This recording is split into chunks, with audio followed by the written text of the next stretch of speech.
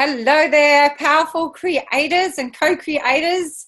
I'm here with Pollyanna Darling, who is a mentor and friend of mine, and I'm going to read her bio here, which is she's all about living a fulfilled, joyful life. So we have a lot in common on that in that way. She's an intuitive life coach, mother of 4 boys, award-winning author of this amazing book called The Relationship Revelation, and another one as well, isn't there? And a children's book as well, which is beautiful. She's a singer, and her singing is amazing. Passionate earth lover, women's empowerment facilitator, tree sister, and loud laugher. All of her work is focused around helping women to make strong connections to their empowered wholeness so they can live deeply satisfying lives and create their deepest longings. That's so cool. Pollyanna has almost died twice. One was at Machu Picchu, wasn't it? Yeah, near there. Yeah. I really, really want to go. As a result, she is 100% committed to living a fully expressed life that is brimming with moments of joy. She knows what it is to half-ass life and has created the toolkit necessary to live empowered, grounded, and joyful. Yay. And yay. And so when I saw Pollyanna talking about how she kind of cracked this thing with money and her partner in one of the Facebook groups, I was like, I need to speak to you about this. We need to do an interview about this, because this is something that I get really, really triggered around. I can think about money and do the stuff with my business and that, but then when it comes to my partner, I was really interested in how you'd perhaps gone about this, and I thought this would be an excellent topic for my group as well, which is the Wealthy, Worthy and Wild community. So Thank you so much for joining us, Pollyanna. You're not the only one who's triggered either. So what has been your experience with your life partner around this topic of money? Yeah, so just to give you a little history, I had a first marriage which ended about 10 years ago, and in that I guess I got a kind of PTSD around dealing with finances with a partner, which I'm imagining a lot of women carry into their second relationship. And so we had a shared bank account. We both, paid bills or whatever out of that, although I was responsible for all the bill paying. So I was always the responsible one, and he was the one that mostly earned all the money. And we just were locked into this kind of standard arrangement, which seems to be there, where most of the time women are managing the financial bills and all of that, and often are the admin person for their husband's business, and the husband is earning the money and whatever. And there's this kind of unspoken arrangement that no one ever questions, which sent me spare. We had so many arguments about money that that thing where you go, what the hell? You spent this much money on going to this thing when we needed to pay the phone bill, and women tend to have this guilt as well when there's a joint bank account around spending any of it on themselves. So, there develops this situation where women just don't buy any clothes, are living in jumpers with big holes in them, and I don't know, stuff like that, unless there's, gallons of money to go round. But in my situation, in my first marriage, there wasn't. We were on the bones of our ass most of the time. So I kind of brought all that with me into my second marriage. So when I got into this second marriage 10 years ago, I was like, there is no way I will ever share a bank account with anyone ever again. And we're both quite independent people. So he was sort of like, yeah, okay, whatever. That's a bit weird, but anyway. And so we kept everything completely separate, and we sort of said that we'd halve things, and that sort of works. But then what do you do when one person's earning more than the other one? If one's earning a lot and one's not earning much and is looking after children, or the reverse, or one of you gets into trouble and the other one's still earning a lot, and you're just doing this independent thing where it's half down the line, it comes to this point of like, well, how does that work? Do I sit here being poor while you're living it up? Like, that's really weird. And so over time, it just felt less and less balanced. And I realized that I had, we had to do something about it, because it just, I had these sort of niggles in the back of my mind all the time about, well, is this really half? And, like not knowing what he's earning and not really being clear what I'm earning, and not really wanting to look the financial situation in the face just in case, like, what if we sit down and look it in the face and discover that we're actually not earning enough for what we need to pay for? What if we look it in the face and it all gets a whole lot more uncomfortable than it is now for whatever reason? So I avoided the crap out of looking at the situation for 10 whole years, which is quite impressive, I think. Yay! I'm sure many can relate. I can certainly relate to that. And I know that you're right on it when you say that it's totally possible to, you can look at your own money blocks and you can go, yes, my dad said money doesn't grow on trees. And, what do you think? I'm made of money? That's what my dad used to say. And we'd ask for 50, can I have 50p, Dad, please, to buy a pencil? And he'd go, money grows on trees. So, I looked at all my own money stuff and I realized that, I had this belief that it's perfectly fine to have money for necessities, but it wasn't all right to have any money for anything beyond that. And, investigated all of that. But still, whenever it came to money with my partner, there's this trigger, this like, and he has his own trigger around it too. So it's really, I guess, profoundly triggering, because it's so much connected to survival.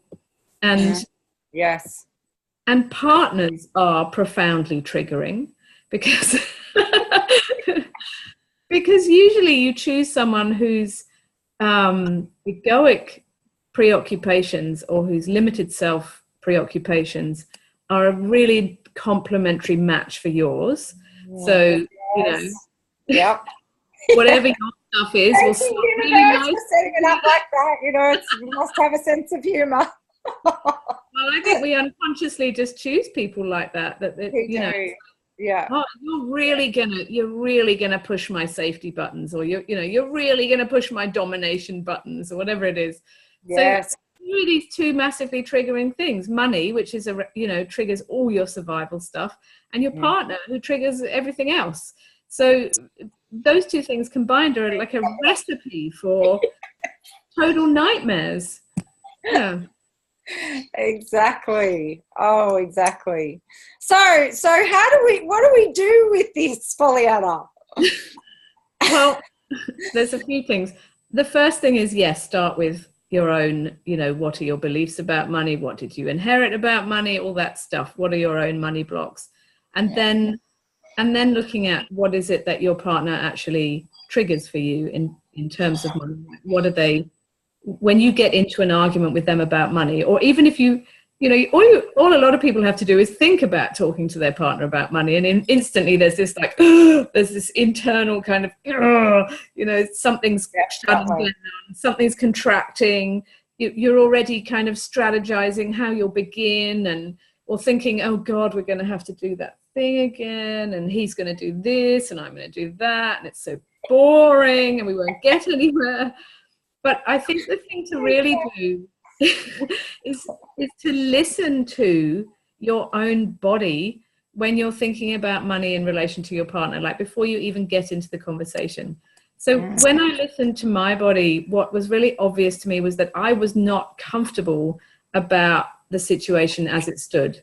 Like there was a part of me, if I was really honest, that felt like something in it wasn't equitable, that maybe if I was really, really honest with myself, even though I get on my, I like to get on my high horse and go, well, I'm always responsible, and I take responsibility, and if I don't do it, nothing happens, and all of those.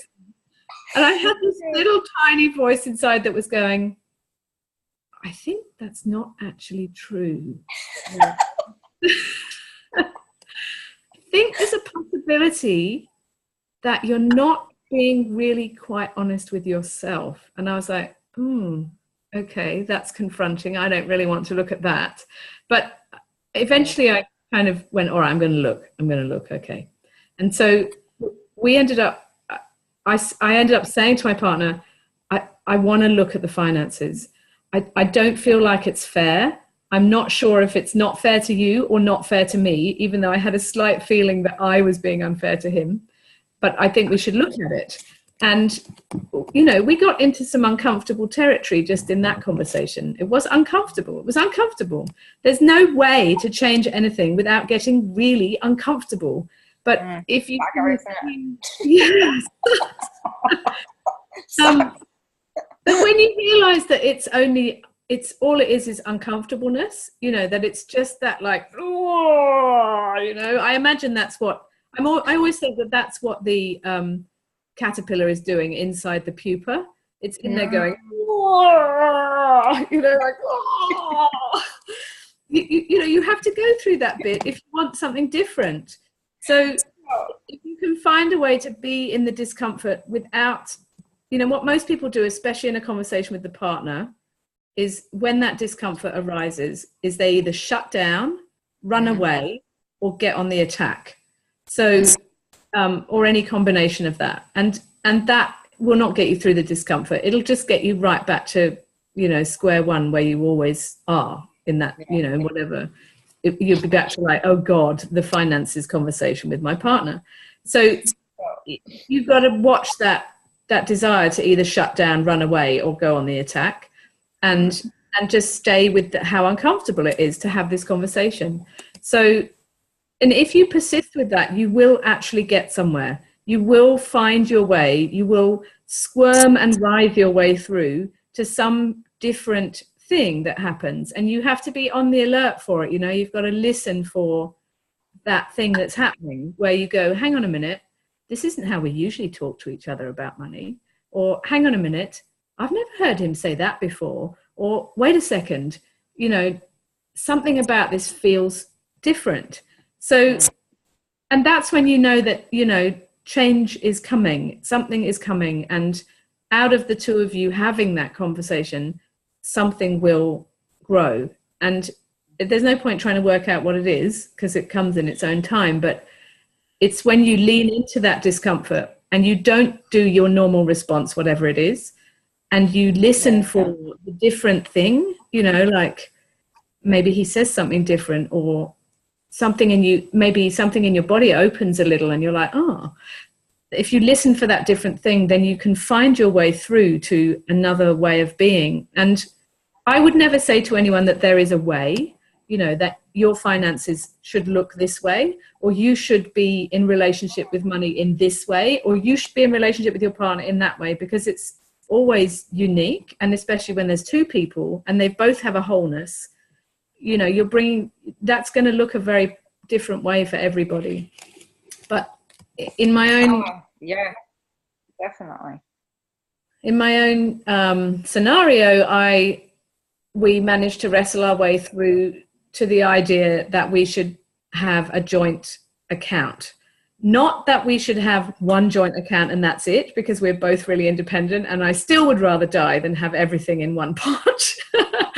But that we should find a way to operate together so that there is a we. And this whole concept of there being a we, it's quite natural for some people. It's really dysfunctional for some people because it means some kind of blended thing, amorphous blob where no one knows who they are. And it's really confronting for other people because it means letting go of a lot of independence. But there is a way to find a way to a we that works for you.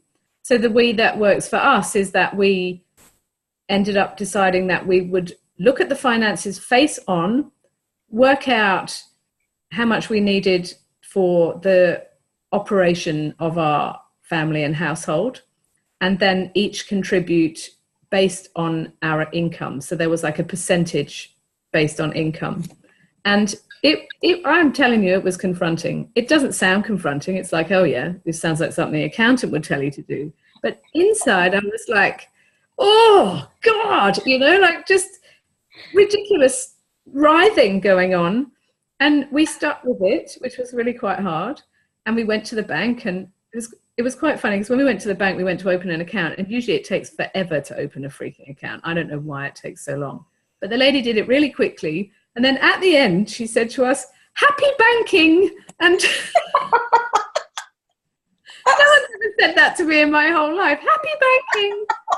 This could have been a sign of a shift, Pollyanna. Yeah.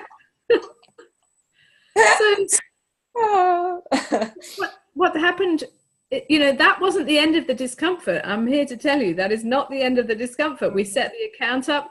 I went straight away into anxiety about whether we'd got the spreadsheet right, whether the numbers were right, what if we got it wrong, what if it doesn't work, what if I just went into this reaction to the change, which is also a completely normal human thing to do. Oh my God, there's been a change, quick freak out.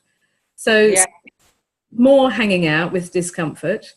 But, in the end, it came through to being, it feels like we've actually, for the first time in 10 years, created a financial foundation that is, one, really honest, two, stable, and three, is actually supporting both of us. And the best thing about it is that it's really clear. It's like we both know exactly what's going on. We both know what's needed. We can tweak it as we go. And there's no like hidden question of like, is this not, is this fair to me? Is this supporting me? Is it, oh, maybe it's not supporting him. Oh, perhaps, like all those little niggles are not there because we went through this horrendous discomfort and we looked the thing right in the face. And that's usually what doesn't happen, is that, discomfort comes up and no one wants to look the thing in the face. You just want to, go do the laundry or something instead. Yes, and we tend to operate from just what we know or what we learnt from our parents or whatever. Sometimes there's not even a thing that it should be changed, or that you can go into it and look at it, and it's like asking that question, why does it have to be this way? Yeah. It really can be any way you want. It doesn't have to be the way that somebody else does it. It has to be the way that really serves you as a couple. But we that's where the discomfort is that perhaps the conditioning is it gets done this way. Well, I would encourage people to ask that question, why does it have to be that way? It can be any way you like, really. Find a way that's serving you. And I guess there's other things in there that are in the way, like your own beliefs around yourself. Like, resistance can come up with something like, if I create a solid and clear financial foundation with this person, it's like, well, what if I don't deserve that? Or, there's a deserving issue, there's a trust thing. It's like, well, what if that person then, doesn't hold up their end of the bargain? Then I'm screwed. Or what if? It's like, there's all those kind of beliefs that come into it as well.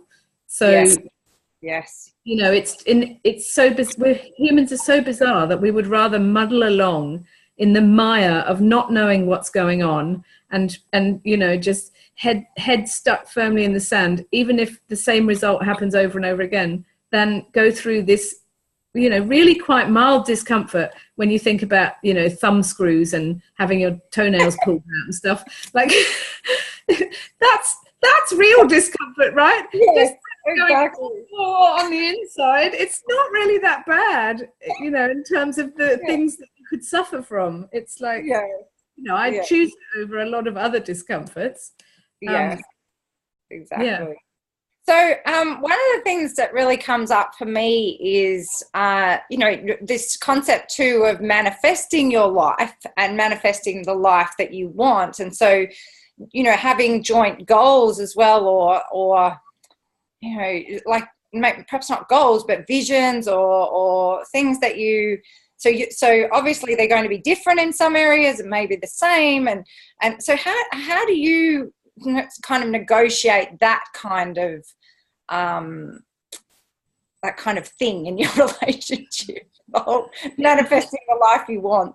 Because that's another massive trigger, isn't it? It's like, well, if I want this thing and you don't, and you're not working towards it with me, then I'm never going to have it, and it's going to be all your fault, because if I was on my own, I could totally manifest this, but I'm with you, and so I'm like chained to you, and you're not like into it, and so how does that work?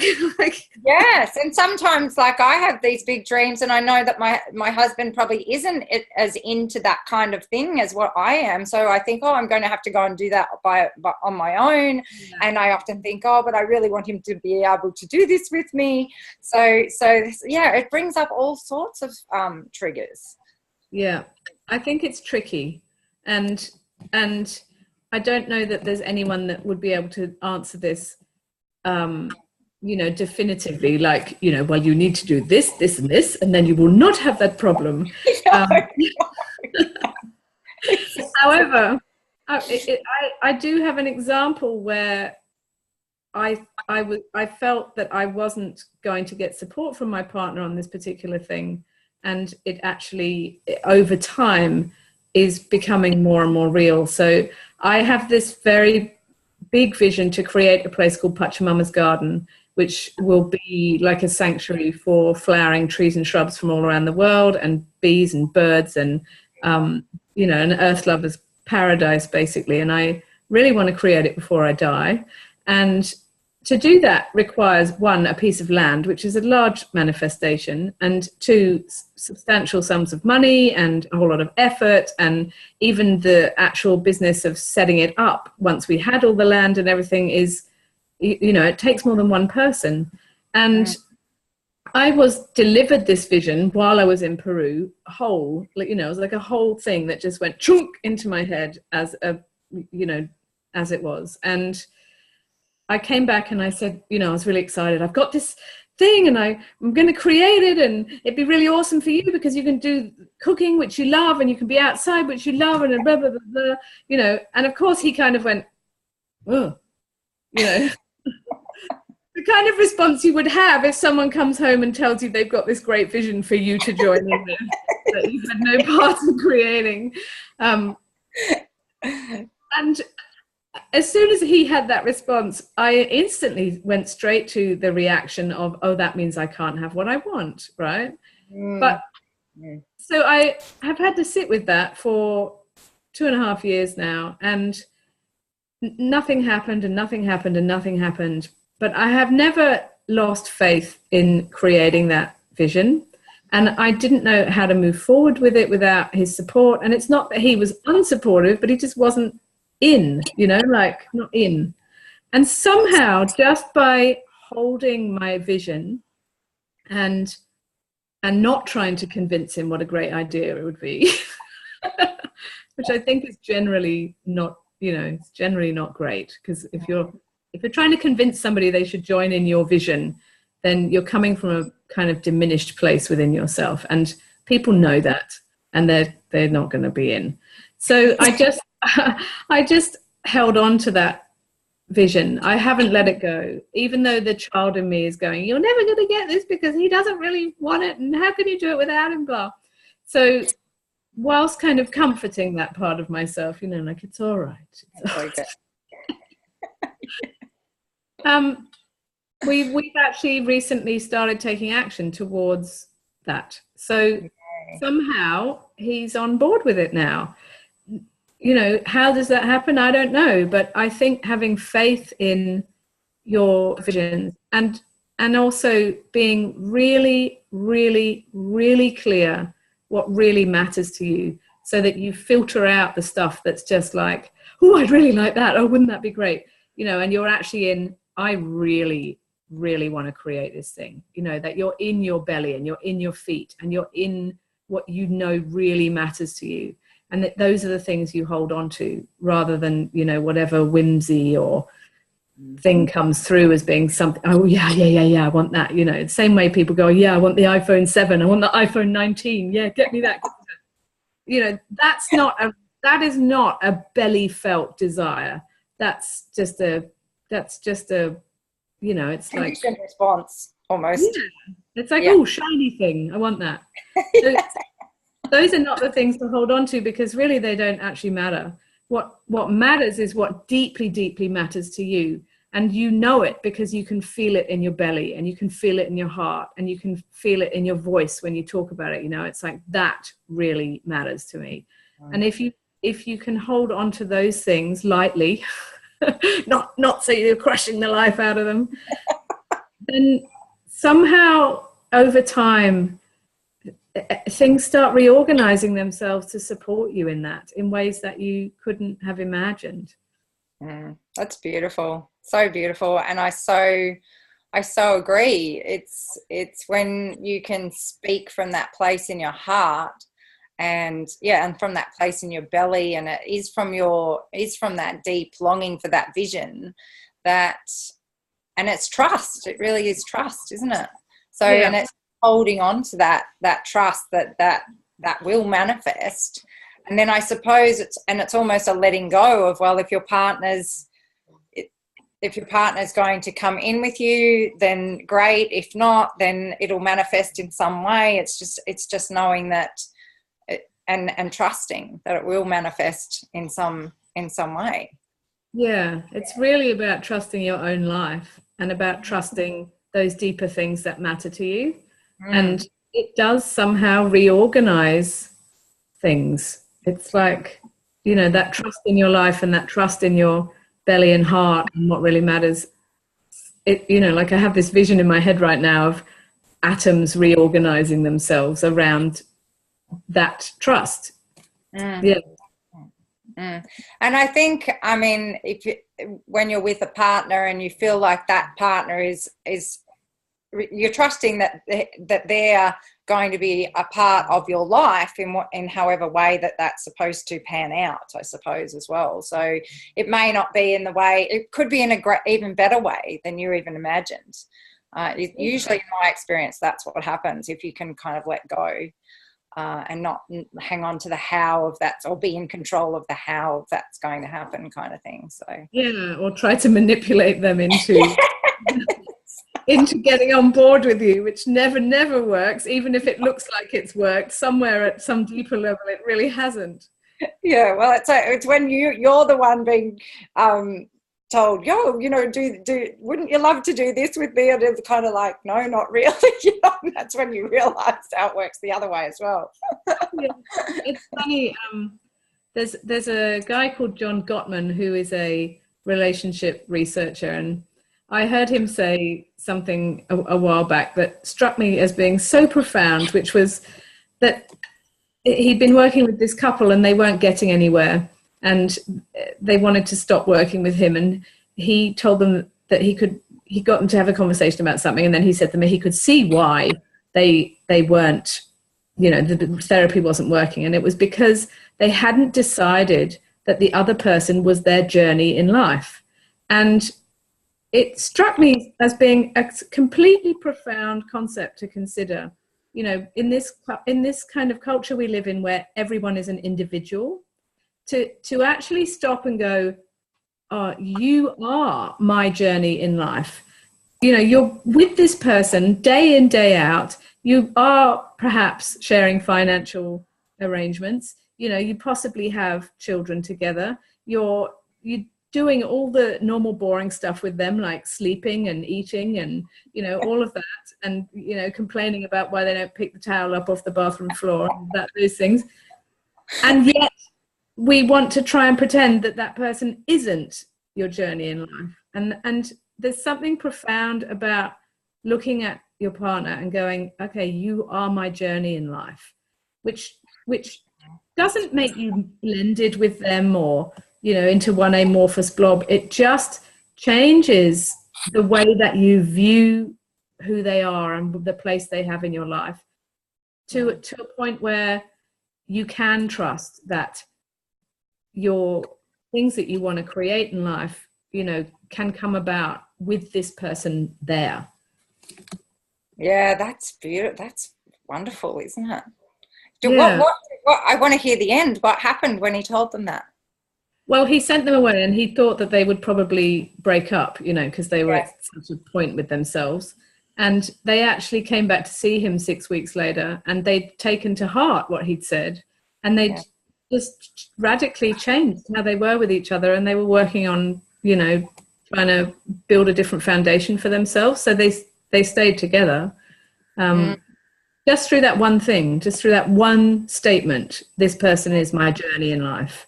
And if you view it like that, then everything that comes up between you is like, well, if this person is my journey in life, then this thing that's coming up is something to be, you know, it's to be worked through. It's not to be run from, or now I ditch them, or, you know, this is what we're conditioned to do. We're conditioned to ditch the partner. Oh, they're not meeting this expectation, or this thing that whatever, you know, boot them. They're no good. Oh, we forget we're not meeting a lot of expectations.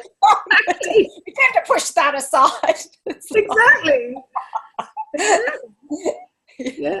So when you put that spin on it, that, you know, this person is your journey in life, then everything that arises between you is actually, you know, it's kind of grist for the mill. It's something for your soul, kind of.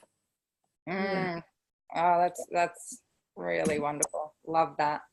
I wrote down a few questions so that we didn't get too off track with our thing. We've probably covered a lot of them. How important we have, because how important is to get clear about what you want. So we did cover that. One of the things that was coming up when you were talking a while back for me was because you were talking about how you made the rules around, you know, and got the spreadsheet and all of that. And, you know, I think it's the teenager inside of you that once the rules get made, there's this kind of like, oh, I want to break the rules down. So I wonder if you could speak to that concept for us, and just your experience with when you make rules, there's kind of this urge to break them, and how do you deal with that? Well, I guess the thing is that the child in you needs to feel safe, right? Otherwise, if the child in you, the inner child, doesn't feel safe, then all sorts of havoc is going to happen, right? And one of the primary ways to feel safe, to keep the inner child feeling safe, is to be an adult around things like finances, which, you know, I am like I was the archetypal rebel teenager. I was the most ridiculous, you know, if you told me to do something, or that I should do something, I would categorically not do it, even if it meant that I'd snip my nose off to spite my face. So my dad told me when I was 21 that I was absolutely, under no circumstances was I to leave university. And, you know, without a second thought, that was it. I was out. Not, you know, never even considered if I wanted to leave university. I was just leaving. And I mean, we're making this video for many business people and entrepreneurs, and they tend to usually be those, you know, that's that aspect. Don't tell me what to do. Yeah. And especially if it's me, who do you think you are telling me what to do? You know, like, so, you know, you don't want to be told by your own self. But when you realize that you have a child in there who you can probably picture, like, can you picture yourself at 5? Yes. Yeah. That 5-year-old is not, you know, doesn't like living in a state of unsafety around finances. It's just really unbalanced, and it does have an impact on your life. It does mean that you do things that are seriously dysfunctional around money. So when you know, if you create something from a deeper wish within yourself to find fairness or balance or whatever it is, and then you feel that part of you rebelling, you know, the best thing you can do is remember the 5-year-old and parent that 5-year-old, you know, which is to go, okay, this is to create a secure foundation for her. And if she's okay, then I'm actually free to do a whole lot of other stuff. So, you know, structure actually creates freedom. Yes. Without structure, you're just awash, you know. You're just completely open to any kind of everything. And when you put a structure in place, it actually gives you freedom. So if you create a structure that creates a firm foundation for your finances, you've got freedom within that. You know, you don't have to worry about how the bills are going to get paid. Like my partner and I don't have to worry now. We've got it totally nailed down. There's even 15% padding in the budget so that, you know, unforeseen things are taken care of. I feel like I'm standing on this platform of solid rock, you know, whereas before it was like being on a little dinghy at sea, you know. And Pollyanna, did you build in, you know, things for leisure? Because I suppose it's when I'm going to structure, I'm thinking, oh, the fun's gone, you know, and that's obviously my thinking brain as well. But it's so you can build into the whole structure fun as well. Yeah. Like, it doesn't have to be missing. Yeah, we've got family fun budgeted in there. We've got dinners out for us on our own. We've got, you know, we've got all the things that we would love. And, you know, you can look at it as well and go, you know, standing in my wholeness, I'd really love, you know, this thing to happen once a month. And right now we can't afford it. But if you can see the dollars right in front of you, if you've looked the thing square in the face, you can actually see how much more you need to earn to add that thing in. And that might be just, oh, I need to do one more session a month, or I need to, you know, really get out there and hustle my whatever it is. And that would actually pay for that. And so there's something incredibly empowering about having it all out in front of you and being able to see it and feeling it as a foundation and knowing that you've actually got that inner child safe, which gives you the freedom to then go and, you know, get adulting out in the world, you know. Big girl pants are awesome. Yes, I love that expression. Big girl pants. Get your big girl pants on. Yeah. And have fun. Yeah. And it is a foundation. Yes, you're so right. That clarity, that structure is a foundation for creating the life that you actually do want. Yeah, you can't create you know, it's very hard to create some big vision while standing in a tiny dinghy in the middle of the ocean. You know, that's tricky. If it's all right, if it's calm, if everything's calm, you're fine. If the sea gets a bit rocky, that's it. You're clinging to the sides, vomiting over the edge, you know. Like, whereas if you've created you know, a bedrock to stand on, you've got a foundation there to build from. Yeah, that's brilliant. Well, I think that's an awesome place to finish. I've been chatting away here for a little while. It's been fantastic. And I want to talk about your group coaching that you're doing. You've got a new thing. So just tell us a little bit about that to finish up, your new group coaching, the Finding it's called, isn't it? Just quickly, I've got a brand new offering called The Finding, which has been created with loads and loads of heart so that women can bring a creation, you know, a book, a business, a it's you know, an art exhibition, whatever it is, to the program and really empower themselves to get it thriving. So it's to get really clear on who you need to be to pull that off, what it is that you need to do from a place of wholeness, and to be supported within that. So it's not one of those trainings where you like hop online, pay your money, and then you get sent the weekly module and you fall off the wagon halfway through, and then it's like this thing that's on your mind all the time that you never finished. That can't happen with this. So there's loads of accountability built in, and it's a combination of live weekly calls. You get a finding sister who is your accountability, and there are some video modules to do, and there's touch points all the way through, and lots and lots of personal attention because it's only limited to 12 women. And 6 women are already on board with that. And I'm looking for and calling for 6 more committed, courageous women to jump in and share this journey with us, which we start on July 21st. Yes, and I would highly recommend that you do, because I've worked with Pollyanna and she's absolutely amazing. And I know she will be right there beside you for the whole thing. And that is a really special thing to be part of, because so many courses you can just buy them and that doesn't happen. And so, you know, they just kind of go by the wayside and you don't get anything out of them. So that's a really huge thing to be doing that as well, having that as part of it. So fantastic. Yeah, Thank you. I was going to say the early bird finishes on Friday the 7th of July, and it's $330. And if you want to take that up, then you can go to fallinginlovewithlife.co/the finding. Yes, and we can put that with this video too. I'll put it in the YouTube when I put it on YouTube. So, and I am growinginnerwealth.com, and you can read about me on my website and join my Wealthy, Worthy and Wild Challenge on Facebook.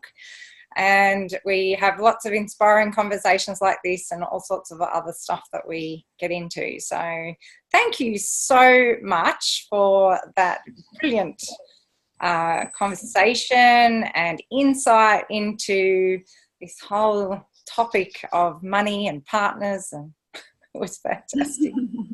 And I think it's so helpful for people. My ravings. It was great. It was fantastic. So many gold nuggets, which I love.